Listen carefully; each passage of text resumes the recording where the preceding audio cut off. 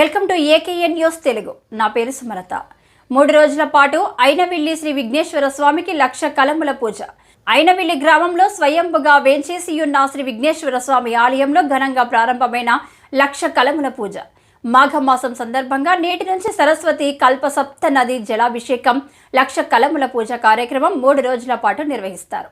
ప్రసిద్ధిగాంచిన ఆది గణపతి స్వయంభు ఐనవిల్లి శ్రీ విఘ్నేశ్వర స్వామి ఆలయం కావడంతో ఇతర జిల్లాలతో పాటుగా ఇతర రాష్ట్రాల నుండి కూడా పూజ చేసిన పెన్నులు తీసుకునేందుకు తరలి రానున్న భక్తులు.